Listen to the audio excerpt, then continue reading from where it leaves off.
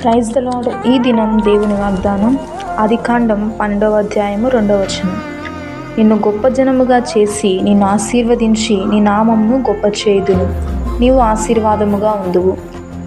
ఇక్కడ దేవుడు అబ్రహాంతో చెప్తున్నారు ఆశీర్వదిస్తానని, కానీ ఈరోజు మనతో సెలవిస్తున్నారు మిమ్మల్ని కూడా దేవుడు ఆశీర్వదిస్తానని. అయితే దేవుని ఆశీర్వాదం పొందుకోవాలంటే మనం ఏం చేయాలి?